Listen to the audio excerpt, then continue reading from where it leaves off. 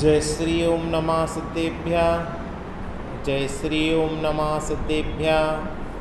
जय श्री ओम नमः सिद्धेभ्यः।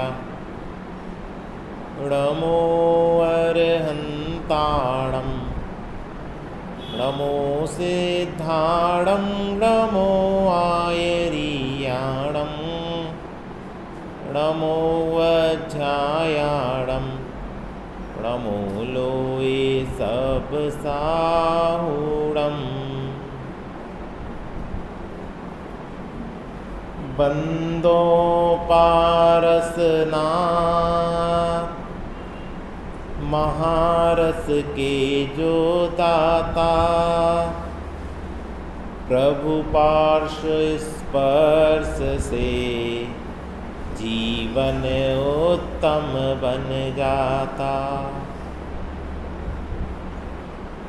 आज और कल 2 दिन अपन पार्श्वनाथ भगवान के जीवन का चरित्र, उनके जीवन से कैसे हमारा जीवन मंगलमय हो, इस विषय पर मोक्ष सप्तमी के उपलक्ष्य में अपन चर्चा लेंगे।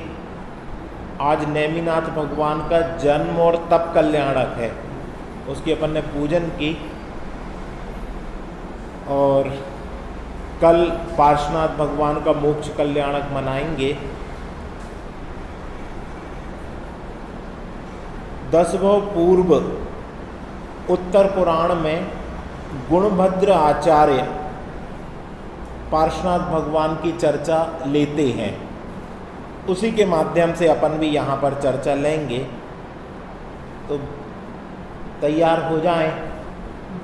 महावीर स्वामी के जीवन के बारे में तो हम बहुत जानते हैं, लेकिन पार्श्वनाथ भगवान के जीवन के बारे में जानते तो हैं पर स्पष्ट नहीं जानते हैं।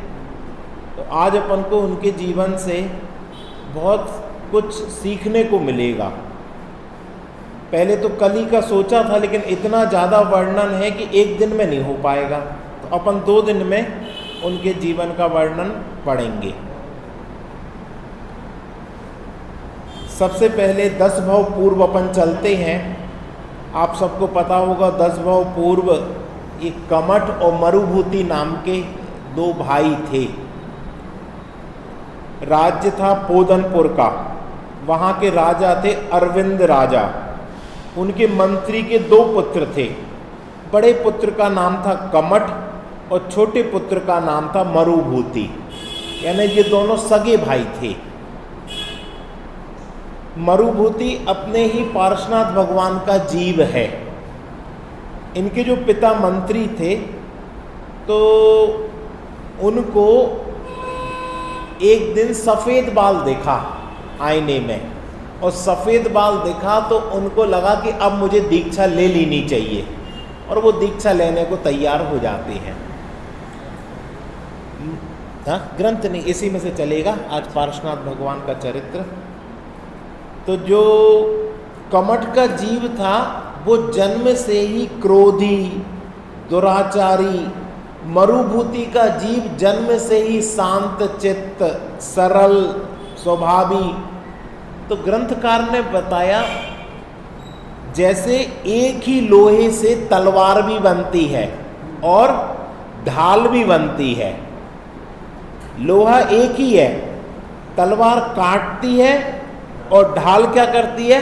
रक्षा करती है।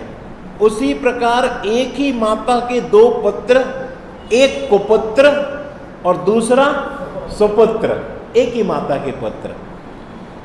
तो जब इनके पिता को वैराग्य हुआ, तो राजा ने देखा कि बड़ा बेटा तो कैसा है?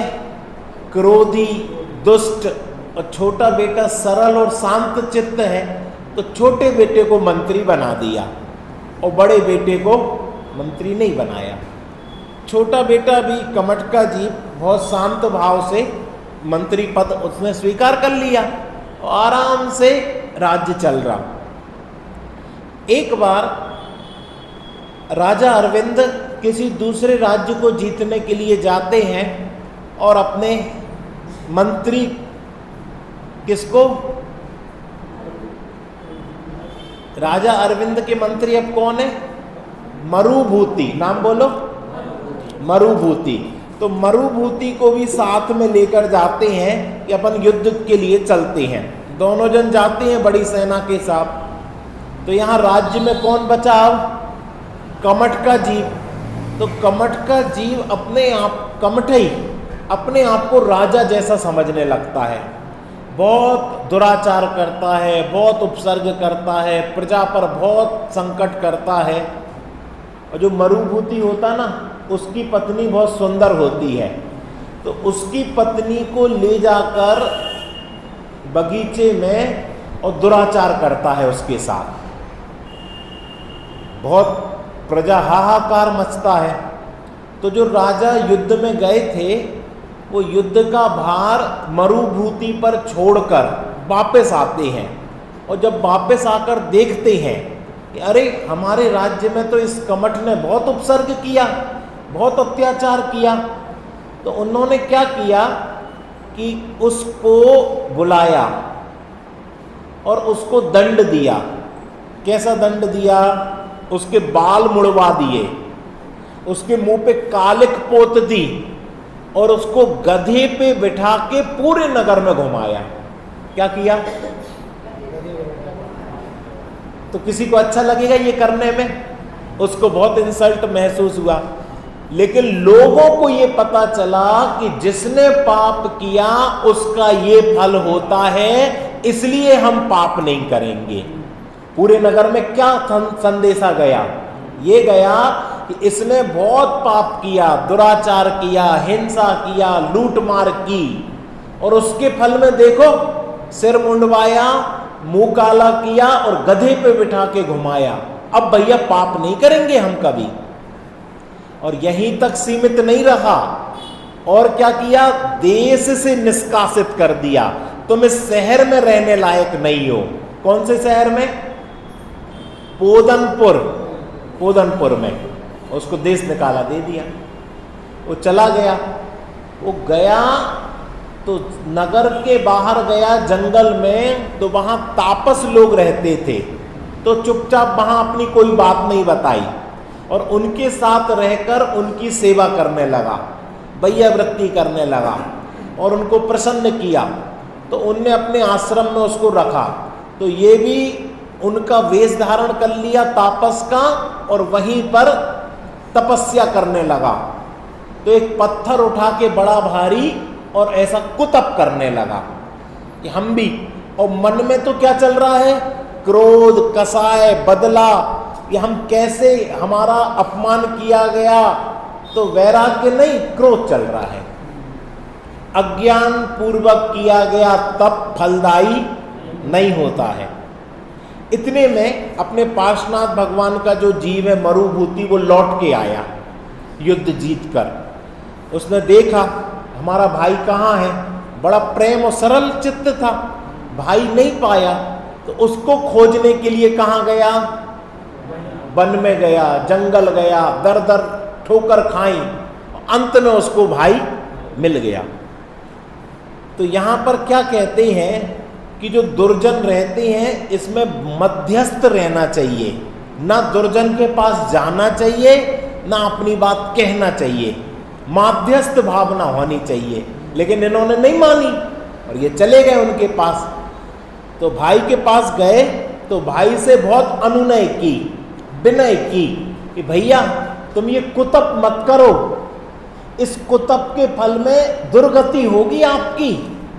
आप तो मेरे साथ वापस चलो, मैं राजा को मनवा कर आपको पुनः स्थापित करवा दूंगा और आप तो सम्यक धर्म समझना और सम्यक तत्व समझना। पर वो मानने वाला था नहीं। और वो बताए मन में क्या सोच रहा? वो ये सोच रहा है कि ये देखो यहां भी आ गया और यहां तापसियों को मेरा अन्याय बता देगा, मेरा दुराचार बता देगा और यहां से भी मुझे निकलवाएगा। अब देखना लोग अपने मन में क्या उधेड़बुन लगाते रहते हैं। अपन जाओ समझाने के लिए और वो क्या समझता कि ये हमारे लिए फंसवाने के लिए आ गए हैं। तो उसने कहा ये तापसियों में भी मेरी बेइज्जती कर देगा, इसलिए भग जा इधर से, हट जा। और वो गया नहीं। तो जो पत्थर लिए था वो बड़ा भारी पत्थर उसके ऊपर दे मारा तो क्या हुआ, सिर पे घला, ब्रेन हेमरेज हो गया, खून निकल गया और आर्त रौद्र ध्यान से मृत्यु हो गई। किसकी? कौन का जीव है? पार्श्वनाथ का 10वां भाव आर्त ध्यान से मरा। क्यों? अभी सम्यक दर्शन तो हुआ नहीं था, अभी तो सरल चित्त था। जैसे अपन लोग भी है ना, तो कई लोग का चित्त सरल है, सम्यक दर्शन नहीं है, तो समाधि मरण हो जाएगा क्या? नहीं होगा। इसलिए आपका सरल चित्त भी, दयावान चित्त भी, दया, दान, व्रत, भक्ति, पूजन के परिणाम भी समाधि मरण नहीं करा सकते। समाधि मरण के लिए तो सम्यक दर्शन पूर्वक सम्यक तत्व चाहिए, तभी समाधि मरण होगी। तो इनका देह वियोग कैसे हो गया? कैसे परिणाम से? आर्तरौत परिणाम। इसके फल में ये संवेद शिखर के वन में हाथी का जीव बना। कौन बना? हाथी का जीव। कौन बना? पार्श्वनाथ भगवान का जीव। कहां बना? संवेद शिखर के जंगल में हाथी का जीव। अब राजा अरविंद ने कहा, मेरा मंत्री अभी तक वापस क्यों नहीं आया है? ये कहानी आप लोगों ने नहीं सुनी होगी, यहां तक तो सबने सुनी। उसने कहा, मेरा मंत्री अभी तक क्यों नहीं आया, उसकी खोज खबर की जाए। तो खोज खबर की गई। खोज खबर की गई तो उनको वो नहीं मिला तो उनको पता चला कि अरे वो तो तापस लोगों के बीच में अपने भाई को समझाने के लिए गया था। और ये बात तापसियों को भी पता चल गई। क्या? तापसियों को पता चल गई कि ये हमारे बीच में जो ढोंगी तप कर रहा है, इसने अपने भाई को मार डाला, पार्श्वनाथ भगवान के जीव को मार डाला। तो उन्होंने उसको वहां से निकाल दिया, निष्कासित कर दिया। हम लोग के बीच में रहने लायक नहीं हो, चलो निकलो यहां से। तो वहां से निकला तो वन में जंगल में ठोकर खाते खाते वो भी आर्त रौद्र ध्यान से मरा और मरकर विषैला अजगर हुआ। क्या हुआ? अजगर, विषैला अजगर। कहां हुआ? वो इस संवेद शिखर के जंगलों में।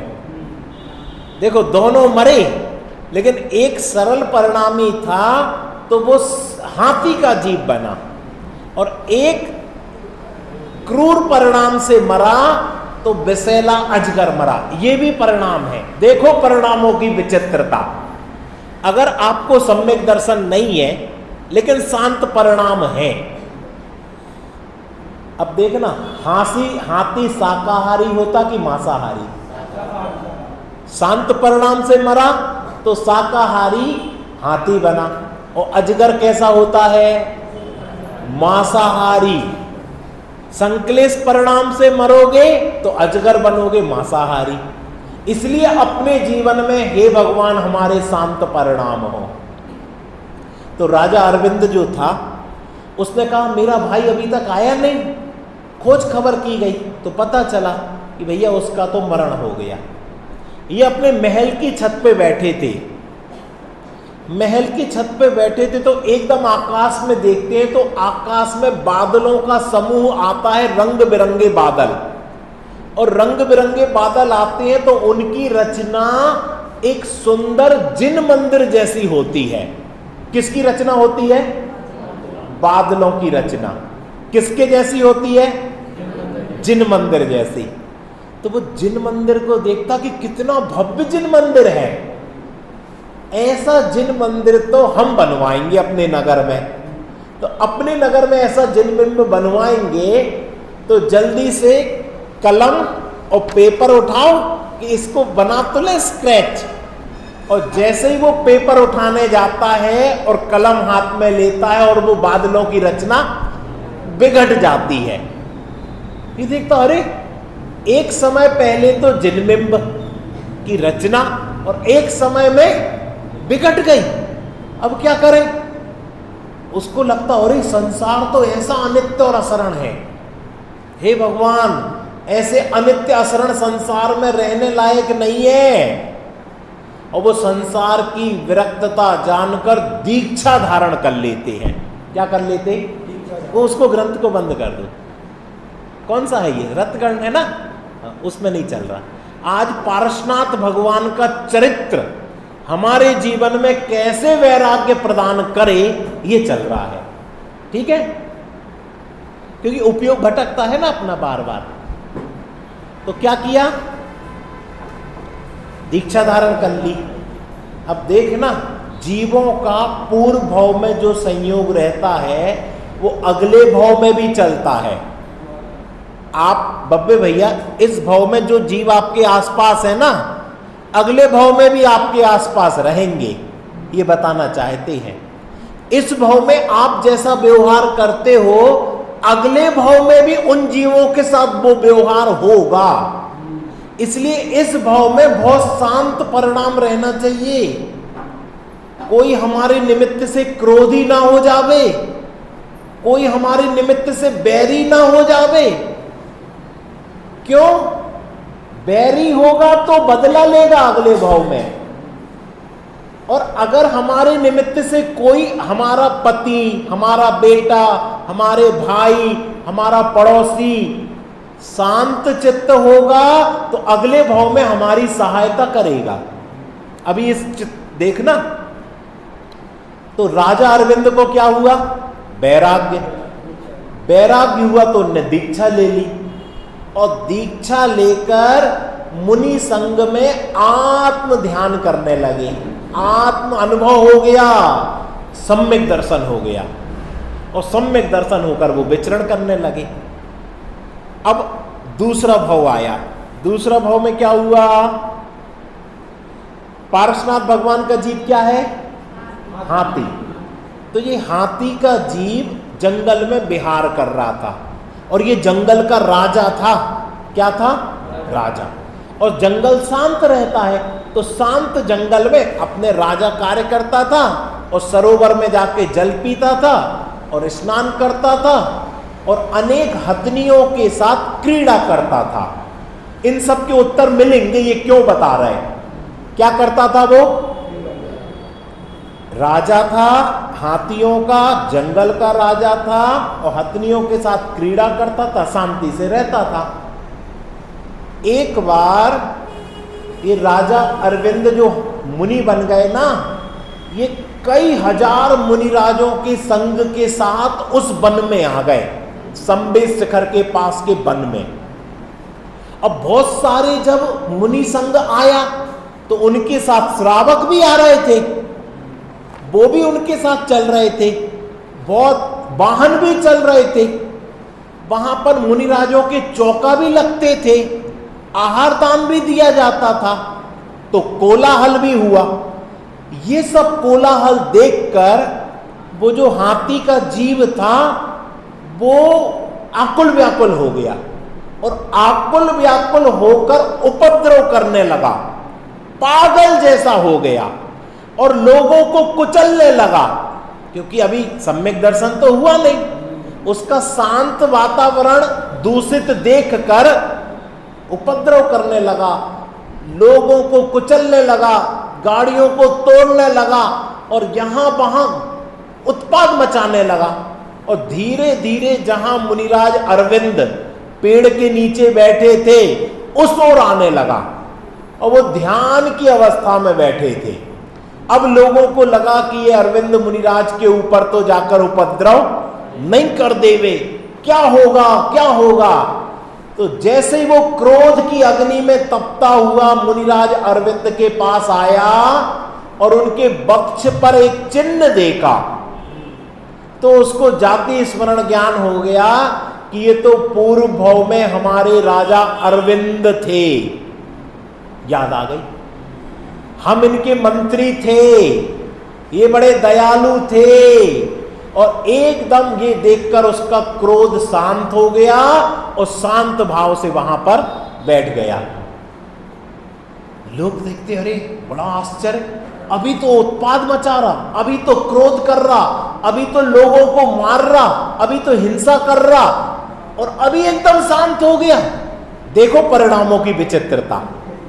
क्रोध यानी क्रोध नहीं, कब परिणाम बदल जावे और कब ये शांत हो जावे।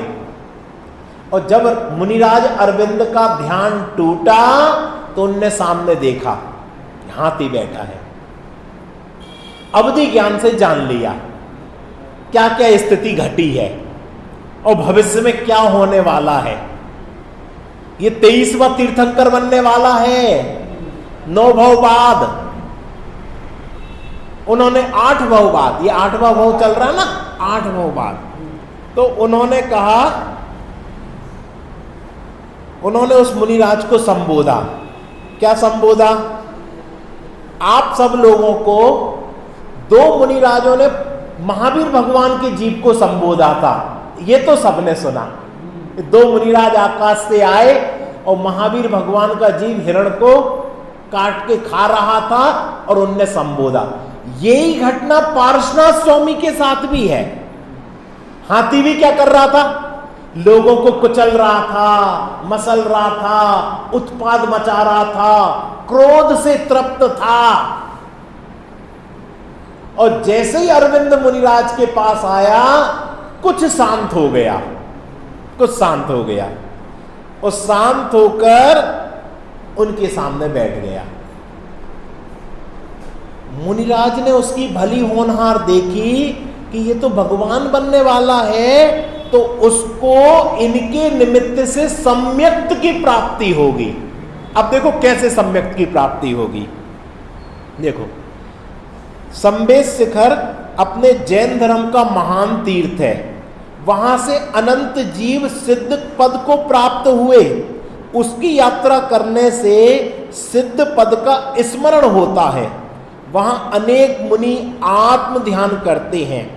ऐसे महान तीर्थ संबेश शिखर की यात्रा हेतु एक विशाल संघ चल रहा था, ठीक है ना।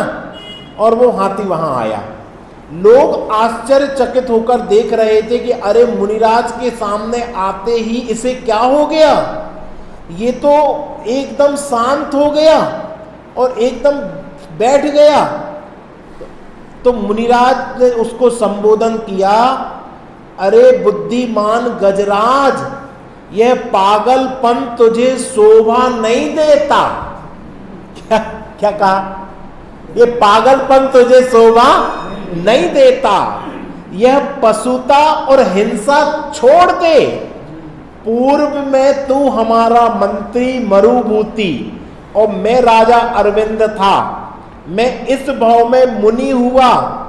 तेरा मंत्री होकर, मेरा मंत्री होकर भी तू आत्मा को भूला। आर्त ध्यान करके तुझे यह पशु पर्याय मिली। आर्त ध्यान से कौन सी पर्याय मिलती? अब सोचो, आप आर्त ध्यान से देह छोड़ोगे तो कौन सी पर्याय मिलेगी? लोग सोचते साहब हम तो अच्छे से जीवन जिए, कमाए खाएं भोग करें और आराम से, लेकिन जब मरोगे ना आर्त ध्यान से तो कौन सी पर्याय मिलेगी? पशु पर्याय मिलेगी। इसलिए भैया अब ज्यादा से ज्यादा समय जिनवाणी की आराधना में निकालना, तत्व की साधना में निकालना, तत्व के भेद विज्ञान में निकालना, कि आर्त ध्यान से मरण ना हो मेरा, ठीक है। अब चेत और आत्मा की पहचान कर। कौन कह रहा है? मुनिराज। किससे कह रहे? हाथी से। हाथी समझता अपन की भाषा, अरे संगी पंचेंद्री है, और मुनिराज उसको संबोधन कर रहे हैं। मुनिराज के कल्याणकारी संबोधन से उसे वैराग्य हो गया। अपने पूर्व भव का जाति स्मरण ज्ञान हुआ। अपने दुष्कर्म के लिए तीव्र पश्चाताप हुआ। 3 काम हो गए। क्या क्या हुए? जाति स्मरण ज्ञान हुआ, अपने दुष्कर्म का पश्चाताप हुआ और वैराग्य हुआ। उसकी आंखों से आंसू धारा बहने लगी। किसकी आंखों से? पार्श्वनाथ भगवान के जीव की आंखों से। सम्यक दर्शन होना ना। बताओ, महावीर भगवान के जीव को सम्यक दर्शन के पहले क्या हुआ था? आंखों से आंसू बहने लगे थे। धिक्कार है हमारे जीवन पर, हम कहां हिंसा में लगे। और यहां पारसनाथ भगवान के जीव की आंखों से भी आंसू धारा क्यों बहने लगी? धिक्कार है हमारे पागलपन पर, जो हम यहां पर जीवों की हिंसा कर दी, कोलाहल देखकर व्यथित हुए, हमारे जंगल में कौन आ गए यह देखकर उत्पात मचाया। धिक्कार है, और आंसू धारा बहने लगी। वह विनम्र पूर्वक मस्तक झुकाकर मुनिराज के सम्मुख देख रहा था। प्राकृतिक रूप से उसका ज्ञान इतना विकसित हुआ कि वह मनुष्य की भाषा समझने लगा और मुनिराज की वाणी सुनने की जिज्ञासा जागृत हो गई। यह होता ज्ञान विकसित हो जाता। ज्ञान तो वही है, अब वो किसी भी पर्याय में चला जाए, ज्ञान तो खत्म होता नहीं। तो पशु पर्याय में जो उसको ज्ञान था वो ज्ञान विकसित हुआ, और उस ज्ञान में आत्मा को समझने की जिज्ञासा उत्पन्न हुई। मुनिराज ने जब जाना कि इस हाथी के परिणाम विशुद्ध हुए हैं, उसे आत्मा समझने की तीव्र जिज्ञासा हुई, जागृत हुई है, और वह भी एक भावी तीर्थंकर है, तब अत्यंत वात्सल्य पूर्वक वे हाथी को उपदेश देने लगे। अब विचार करो, संवेद शिखर का वन। अब देखना, अनेक भवों का संबंध ऐसे होता है कि उनको संवेद शिखर से मोक्ष जाना है, इसलिए वो उस वन में जन्म लिया।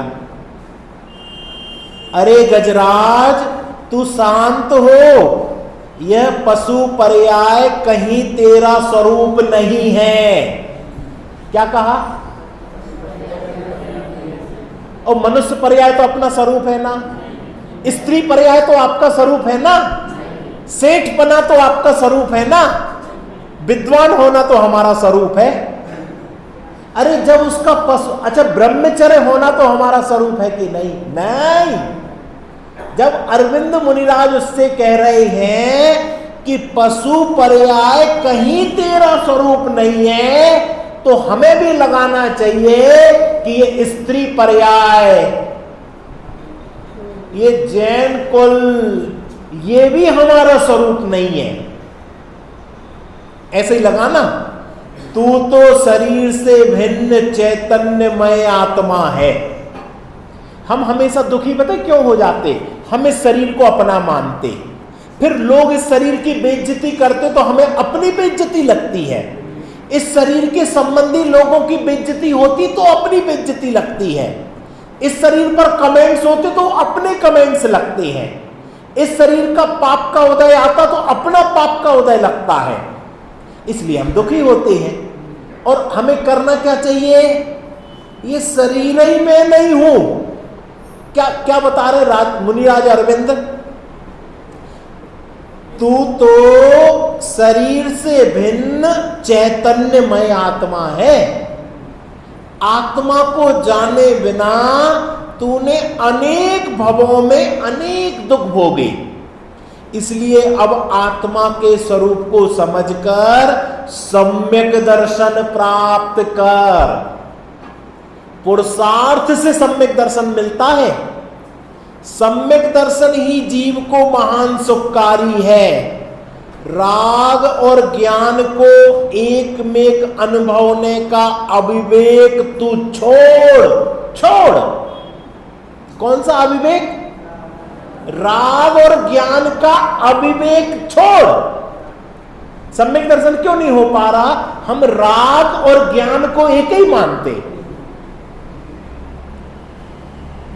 हम राग से ज्ञान करते और कुछ क्षयोपम ज्ञान हो जाता तो उसका मान कर लेते, इसलिए सम्यक दर्शन नहीं होता। हम तो कुछ जानते हैं, हमारा क्षयोपम तो बहुत अच्छा है, हमें तो याद रह जाता है, और जिसको याद नहीं रह जाता वो दुखी रहता कि हमें याद नहीं रह जाता। हम भूल जाते हैं, हमें याद नहीं रहता।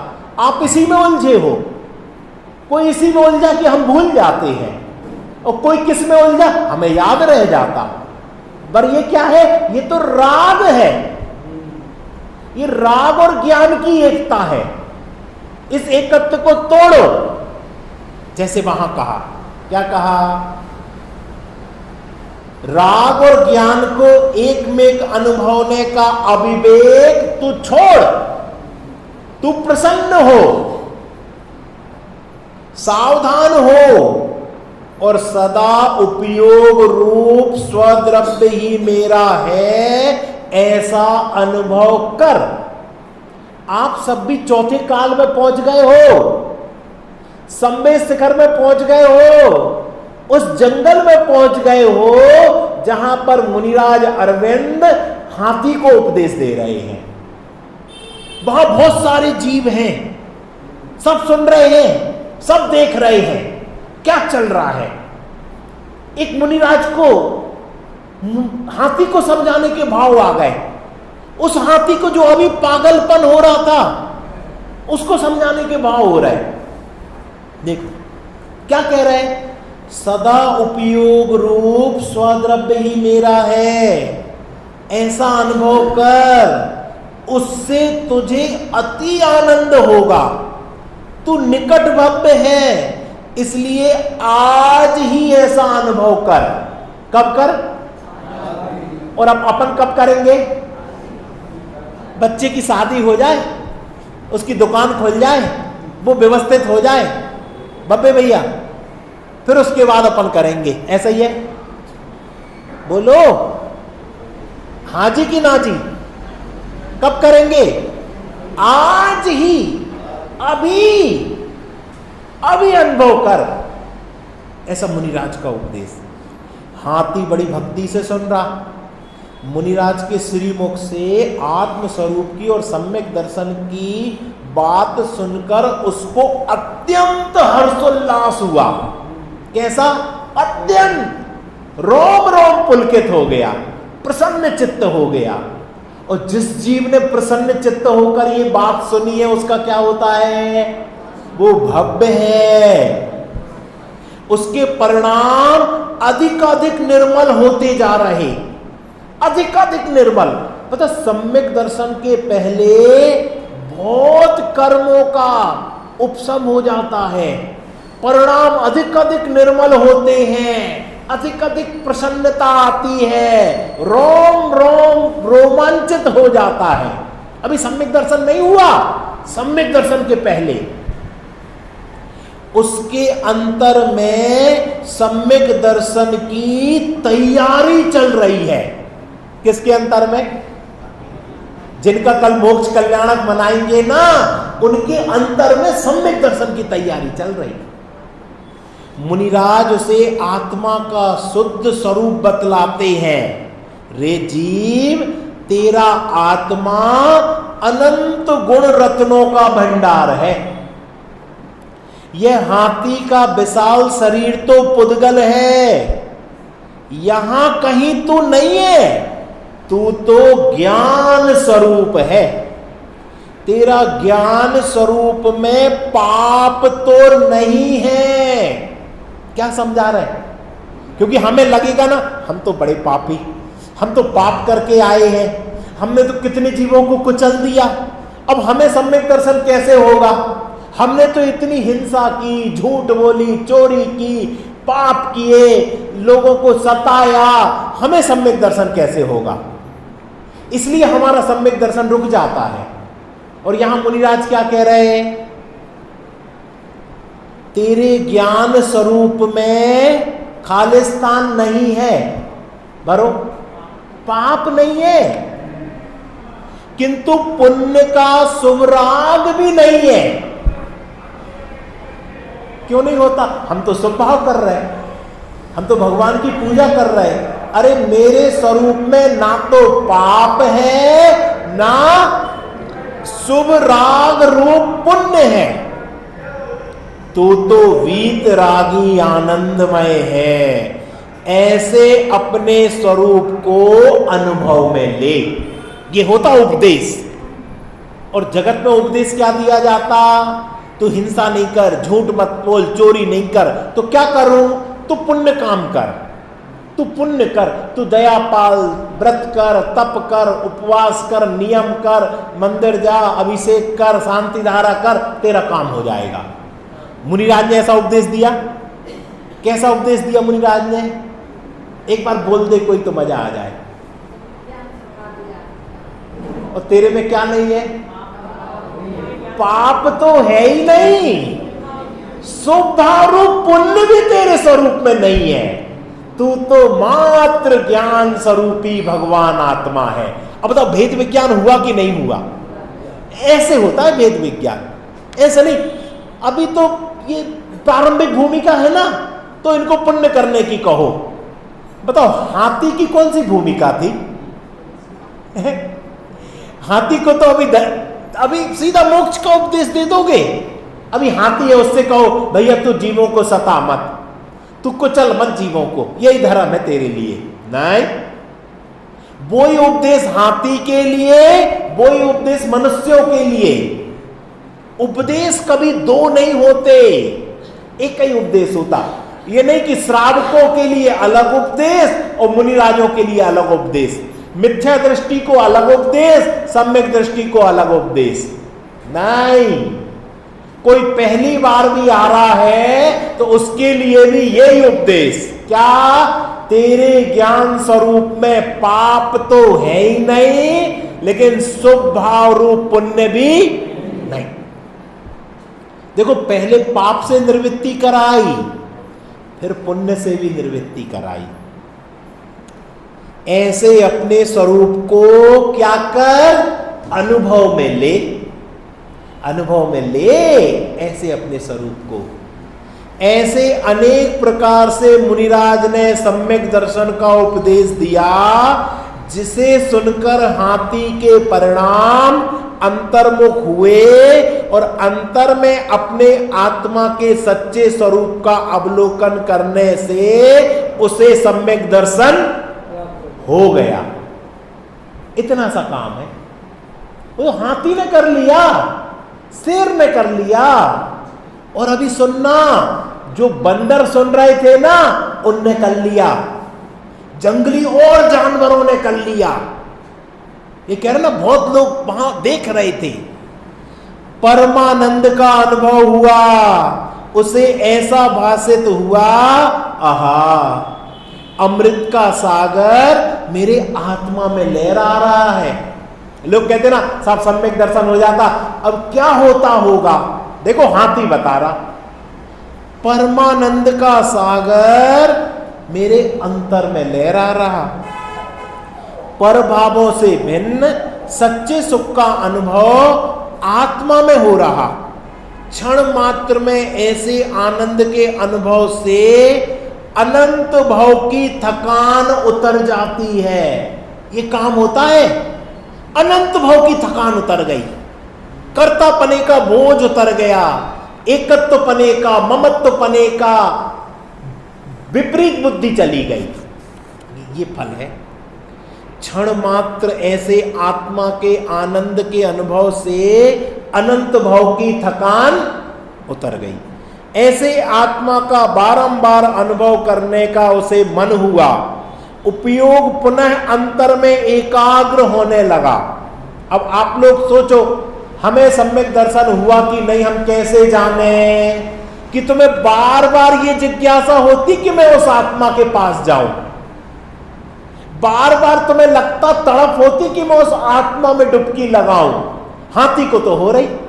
एक बार अनुभव हुआ तो बार बार, अरे तुम्हें दोबारा होती कि मैं घर जाके स्वाध्याय कर लूं, मैं फिर ये तत्व पढ़ लूं, मैं फिर देख लूं। तो सम्यक तो सन्मुख भी नहीं है अगर ये भी नहीं हो रहा। तो यहां शास्त्र खोला, फिर अगले दिन फिर यही खोला, क्या वो सम्यक तो सन्मुखी है? नहीं। सम्यक सन्मुखी तो वो है जो यहां पढ़ता है, फिर घर में 2 घंटे पढ़ता है, फिर उसमें कोई जिज्ञासा होती है, उसको पूछता है, फिर जिज्ञासा से यहां पढ़ता है। और सम्यक दृष्टि वो होता है जिसने यहां आनंद लिया और फिर पुनः पुनः उस आनंद को लेने के उसको भावना हो। ये निकला इसमें से। उसी अनुभव की अचिंत अपार महिमा का कोई पार नहीं है। आत्मा उपयोग सहज रूप से शीघ्रता पूर्वक अपने स्वरूप सन्मुख होने से सहज निर्विकल्प स्वरूप अनुभव में आया। वाह! फिर क्या हुआ? फिर यह हुआ कि मुनिराज तो एक जगह रुकते नहीं है, मुनिराज तो गमन कर जाते हैं। तो मुनिराज तो गमन कर गए। जब तक मुनिराज थे सो श्रावकों ने उस हाथी को प्रासुक भोजन कराया, मर्यादित भोजन कराया। अब मुनिराज गमन कर गए, श्रावक भी गमन कर गए। अब क्या होगा हाथी का? अब यह होगा कि जो बंदर थे ना, बंदर और जंगली जानवर, उन्होंने देख लिया था। तो वो जंगली जानवर और बंदर, उस हाथी ने तुरंत ही पंचम गुण स्थान अंगीकार कर लिया था। मुनिराज ने बताया कि ये 23वें तीर्थंकर होने वाले हैं, तो श्रावकों ने उन्हें आहार दिए, बंदरों ने भी देखा। जब मुनिराज चले गए तो हाथी का बड़ा शरीर, हमारे बड़ी शरीर से जीवों की विराधना ना हो तो हाथी ज्यादा चले फिरे नहीं, एक जगह पे रुके। तो बंदर उसको सूखे पत्ते लाकर देवे, उसके लिए और भी दूसरी फल वगैरह लाके देवे और उसका भोजन करावे। और अपन क्या सोचते, अगर हमने धर्म की लाइन में आगे बढ़ गए तो हमें भोजन कौन कराएगा? लोग आगे क्यों नहीं बढ़ते? हम मुनि बन गए तो आहार कौन देगा? हमने ब्रह्मचर्य ले लिया तो अठपहरा भोजन कौन कराएगा? इसलिए तुम्हें कोई नहीं कराएगा, तुम्हें उसकी चिंता है। हाथी को चिंता थी कि हम पंचम गुण स्थान तो ले रहे, लेकिन जब मुनिराज कितने दिन रहेंगे, हमें भोजन कौन कराएगा? सोचा? नहीं सोचा। फिर जब उसको प्यास लगती थी तो वो सरोवर में थोड़े अंदर जाता था और थोड़े अंदर जो प्रासुक जल होता था उसका वो सेवन करता था और बंदर वगैरह लाके उसको भोजन कराते थे। ये विचित्रता देखो अपने जीवन में कि हम ये ना सोचे कि हमारी व्यवस्था कौन करेगा। अरे कर्म है व्यवस्था करने के लिए। ये तो तुम्हारा मिथ्यात्व है कि हम धन जोड़कर, सामग्री जोड़कर, लोगों को जोड़कर अपनी व्यवस्था कर रहे हैं। अगर पाप का उदय आ जाए ना तो वही धन तुम्हारा नष्ट हो जाता, वही लोग तुम्हारे विपरीत खड़े हो जाते और कोई रक्षा नहीं करता। और हाथी का जीव देखो, उसके लिए सब व्यवस्था कर रहे। लेकिन फिर क्या हुआ, एक दिन वो जल पीने के लिए गया तो वो दलदल से थोड़ा आगे बढ़ा तो उसका पैर उसमें फंस गया, वो बाहर नहीं निकल पाया। और वो बंदर भी बेचारे किंकारी आवाज लगा रहे, पर बंदर इतनी सामर्थ्य नहीं है कि इतने भारी हाथी को बाहर निकाल सके। चिल्ला रहे, पुकार रहे, कोई हाथी को बाहर निकालो, पर कौन सुन रहा जंगल में? कोई नहीं। लेकिन उस अजगर ने सुन ली। किसने सुन ली? उस विषैले अजगर ने सुन ली। वो विषैला अजगर आया और वो विषैले अजगर ने उसको डसा। लेकिन उसके पहले ही हाथी ने कहा, अब हम फंस गए हैं, बहुत बुरे फंस गए हैं। अब वो सम्यक दृष्टि था, अब निकलना मुश्किल है। तो उसने क्या कर लिया? संलेखना ले ली, समाधि मरण ले ली, अन्य जल का त्याग कर दिया और वहीं सरोवर में खड़े खड़े संलेखना पूर्वक आत्मा का अतीन्द्रिय आनंद का पान करने लगा। दिन रात मेरे स्वामी मैं भावना ये भाऊं, देहांत के समय में तुमको न भूल पाऊं, निज को न भूल जाऊं। अजगर आया और पूर्व भव के बैर के संस्कार से, कौन से संस्कार से? पूर्व भव के बैर के संस्कार। पूर्व भव के धर्म के संस्कार भी होते हैं और बैर के संस्कार भी होते, और बैर के संस्कार से उसको डसा, पूरा शरीर विषैला हो गया, और कुछ समय में हाथी के देह से वियोग आत्मा हो गई। लेकिन इसने क्या किया? इसने अपने आत्मा को आत्म स्वरूप में लगाया, उपयोग को उपयोग में लगाया, तो वहां से चय होकर 16वें स्वर्ग में देव हुआ। कौन से में? 16वें। इससे ऊपर जा नहीं सकता था, नहीं तो इससे ऊपर जाता। अब 16वें स्वर्ग में देव हुआ, इसकी आगे की चर्चा। लेकिन अब सुनो, एक लाइन और रह गई। अब उस सर्प का क्या हुआ जिसने डसा था? तो जो बंदर देख रहे थे ना, वो बंदर आए, और उस बंदर ने देखा कि इस सर्प ने इसको मार डाला। उन बंदरों ने उसे पकड़ पकड़ कर, काट काट कर, छील छील कर उसको मार डाला, और वो रौत आर्त ध्यान से मरा, और आर्त ध्यान से मरकर कमठ 6वें नरक में नारकी हुआ। कौन से नरक में? ये कौन से स्वर्ग में गए पार्श्वनाथ भगवान? 16वें स्वर्ग में, और ये 6वें नरक में। अब आगे की कथा क्या होती है और उनका जीवन, उसकी चर्चा अपन कल करेंगे। समय हो गया है। सहजानंदी शुद्ध स्वरूपी अविनाशी में आत्म